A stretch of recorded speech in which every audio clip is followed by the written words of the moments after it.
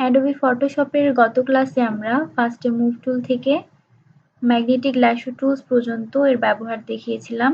আজকের ক্লাসে যে পরের টুলসটি আছে, অবজেক্ট সিলেকশন টুলস থেকে কতগুলো টুলসের ব্যবহার আমরা দেখব। তো সেই সবের ব্যবহার জানতে আপনারা আমাদের সম্পূর্ণ ভিডিওটি দেখুন।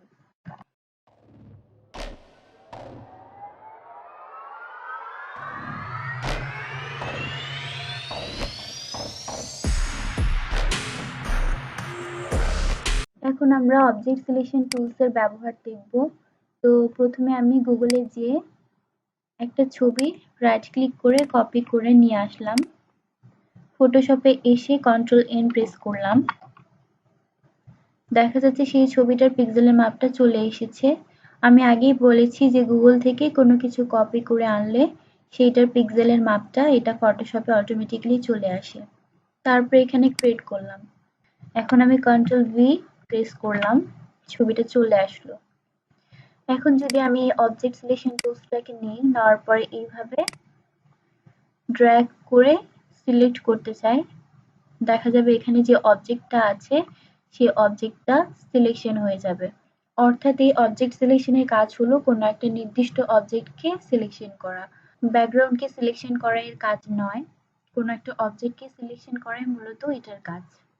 এখন আমি চাইলে এটার ব্যাকগ্রাউন্ডকে ফেলে দিতে পারি। তো ফার্স্টে আমি এখানে যে ব্যাকগ্রাউন্ডটা আছে এটাকে অফ করে নিচ্ছি। তারপরে এটা আমি যদি ডিলিট প্রেস করি, দেখা যাবে যে এর ভিতরে যে ছবিটা আছে সেই ছবিটা ডিলিট হয়ে যাচ্ছে। এই ছবিটা সিলেক্ট করা আছে সেহেতু এই ছবিটা ডিলিট হয়ে গেছে। এখন আমি চাচ্ছি ব্যাকগ্রাউন্ডটাকে ডিলিট করব। তো আমি Ctrl+Z প্রেস করলাম, আবার আগের অবস্থায় ফিরে আসলো। সিলেক্ট চেপে ইনভার্স নিয়ে নিলাম, তাহলে কিন্তু সিলেকশনটা আমাদের বিপরীত হয়ে যাবে। এখন এটা এর ব্যাকগ্রাউন্ডটাকে ধরে ফেলেছে। এখন যদি আমি ডিলিট প্রেস করি তাহলে দেখা যাবে যে এটার ব্যাকগ্রাউন্ডটা রিমুভ হয়ে গেছে। চাইলে আমি এখানে একটা অন্য ব্যাকগ্রাউন্ড ইউজ করতে পারবো। আমি ব্যাকগ্রাউন্ডটা কপি করে নিয়ে রাইট ক্লিক করে কপি করে এনে Ctrl+V দিয়ে পেস্ট করলাম। মুভ টুল নিয়ে এই ব্যাকগ্রাউন্ডটাকে আমি একটু বড় করে দিলাম।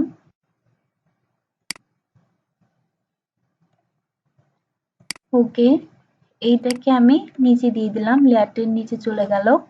অর্থাৎ এই অবজেক্টটাকে সিলেকশন করে আমি এটার ব্যাকগ্রাউন্ডটা রিমুভ করে ফেললাম। এই ক্ষেত্রে যদি আমি আরেকটা ছবিতে এই অবজেক্ট সিলেকশন টুলসটা অ্যাপ্লাই করতে চাই, আমি এখান থেকে এমন একটা ছবি রাইট ক্লিক করে কপি করলাম, ফটোশপে এসে Ctrl+N প্রেস করে ক্রিয়েট করলাম, Ctrl+V দিয়ে ছবিটাকে পেস্ট করে দিলাম। এখন যদি আমি এই অবজেক্ট সিলেকশন টুলসটাকে নিয়ে এইভাবে করে সিলেকশন করতে চাই, তাহলে দেখা যাক কি হয়। তো Ctrl+ দিয়ে যদি জুম ইন করি তাহলে আমরা দেখতে পারবো মাল্টি ব্যাকগ্রাউন্ড ওয়ালা ইমেজকে সে ভালোভাবে সিলেকশন করতে পারে না। এখন আমি এই অংশটাকে ছেড়ে দিতে চাচ্ছি। তো এটাকে যদি আমি ছেড়ে দিতে চাই তাহলে শিফট চেপে ধরলে এখানে দেখা যাবে একটা প্লাসের মতো অপশন চলে আসছে। এভাবে করে দিলে সে একটু বাইরে চলে গেল, কিন্তু পারফেক্ট ভাবে সিলেকশনটা করা যাচ্ছে না।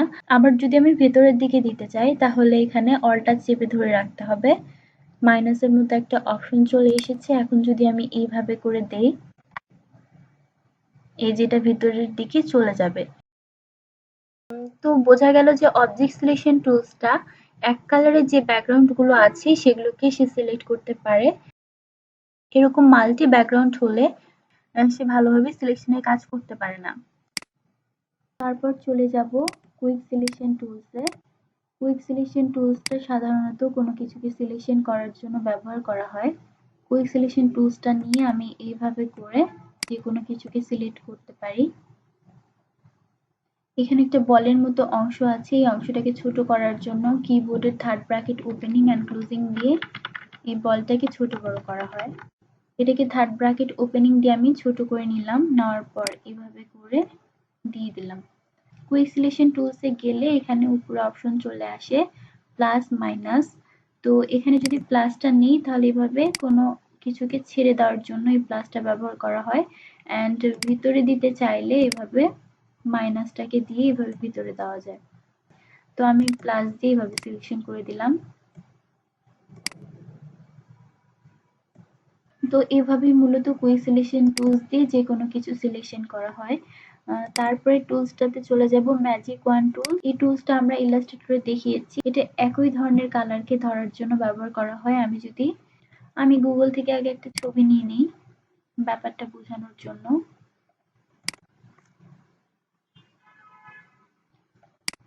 আমি এই ছবিটাকে নিব, তো রাইট ক্লিক করে কপি করলাম, তারপরে ফটোশপে এসে কন্ট্রোল এন প্রেস করব নিউ পেজ নেওয়ার জন্য। কন্ট্রোল ভি পেস্ট করলাম ছবিটাকে। এখন আমি ম্যাজিক ওয়ান টুলস দিয়ে এভাবে ব্যাকগ্রাউন্ডটাকে ধরে ফেললাম। ব্যাকগ্রাউন্ডটা যেহেতু একই কালার, তো সেটাকে সে ধরে ফেলেছে। এখন আমি ডিলিট প্রেস করলাম, এই ব্যাকগ্রাউন্ডটা ডিলিট হয়ে গেল সম্পূর্ণ। তো এটা হলো ম্যাজিক ওয়ান টুলস এর কাজ। এখন আমি আপনাদেরকে ফটোশপে ফেদারের ব্যাপার নিয়ে একটু কথা বলবো।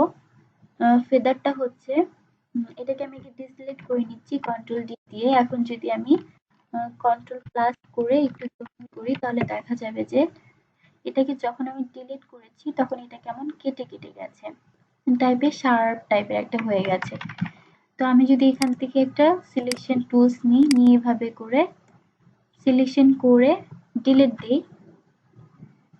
অবশ্যই লেয়ারটাকে সিলেক্ট করে তারপর ডিলিট দিই, কন্ট্রোল ডি দিলাম। এখন দেখা যাচ্ছে যে এই অংশটা শার্প ভাবে কেটেছে। তো অনেক ক্ষেত্রেই এই শার্পনেসটা দরকার হয় না, আবার অনেক ক্ষেত্রে দরকার হয়। তো এটাকে যদি আমি শার্প ভাবে না দেখতে চাই, তাহলে এটাতে ফেদার অ্যাপ্লাই করতে হবে। এটা মুভ টুল নিয়ে রাইট ক্লিক করলে কিন্তু ফেদারটা আসবে না। তো এটাকে অবশ্যই সিলেকশনের টুলগুলো নিয়ে তারপরে এখান থেকে ফেদার দেওয়া যাবে। ফেদার এখন আমি এখানে 50 দিয়ে দিলাম, ওকে। এখন যদি আমি ডিলিট করি, এই যে তাহলে দেখা যাচ্ছে যে 0, 5, 10 এভাবে সে আস্তে আস্তে রিমুভ হয়েছে। আমি কন্ট্রোল জেড দিয়ে আনডু করে নিচ্ছি। নেওয়ার পরে এখন যদি আমি এখানে ফেদার অ্যাপ্লাই করতাম, ফেদার দিয়ে দিচ্ছি আমি 15, ওকে। এখন যদি আমি লেয়ারটাকে ধরে ডিলিট দেই,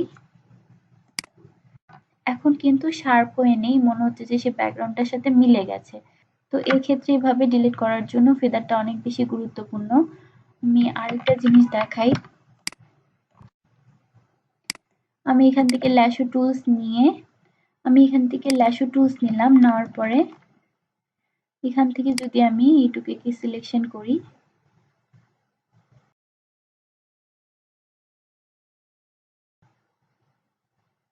একটু তাড়াতাড়ি ব্যাপারটা আমি করে নিচ্ছি।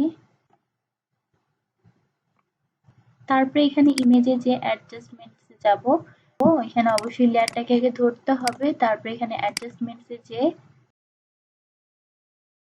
ব্রাইটনেস, আমি একটু ব্রাইটনেসটা বাড়িয়ে দিব। এখান থেকে যদি বাড়াতে চাই, ওকে করলাম। এখন কন্ট্রোল ডি তে ডিসিলেক্ট করে নিলাম। তাহলে এইভাবে জুম ইন করলে দেখা যাবে যে কেমন শার্প ভাবে জিনিসটা কেটে গেছে।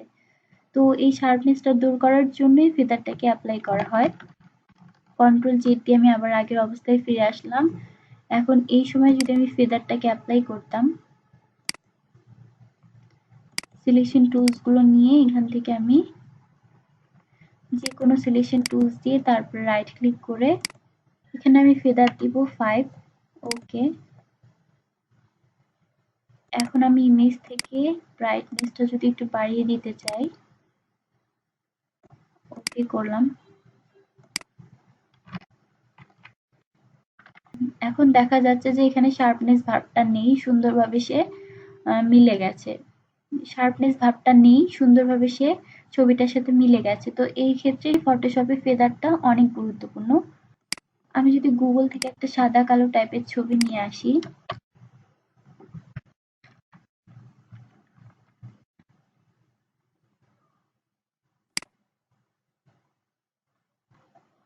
আমি এই ছবিটাকে রাইট ক্লিক করে কপি করলাম।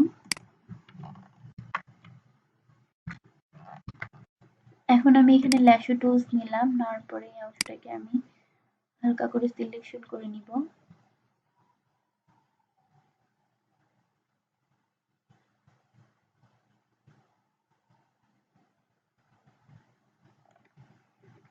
এই অংশটা ভিতরে চলে গেছে, তো এটাকে ছেড়ে দেওয়ার জন্য শিফট চেপে ধরে আবার ওখান থেকে এভাবে দিলে অংশটা ছেড়ে যাবে। আবার ভিতরের দিকে দিতে চাইলে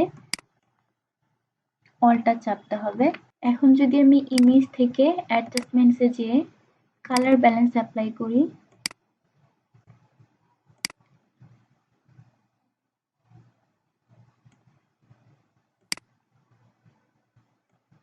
ওকে করলাম, কন্ট্রোল ডি দিয়ে ডিসিলেক্ট করে দিলাম। এখন যদি কন্ট্রোল প্লাস দিয়ে জুম ইন করি তাহলে দেখা যাবে যে এখানে কেমন সাদা সাদা শার্প টাইপের হয়ে আছে। তো এই অংশটা যাতে না থাকে সেজন্য এখানে ফেদার অ্যাপ্লাই করতে হবে। যখন আমি কালার ব্যালেন্স অ্যাপ্লাই করব তার আগে আমাদের একটা ফেদার অ্যাপ্লাই করতে হবে। তো এখানে আমি রাইট ক্লিক করে ফেদার অ্যাপ্লাই করব, 15 নিয়ে নিলাম। তারপরে এখান থেকে যদি এখন আমি কালার দিতে চাই,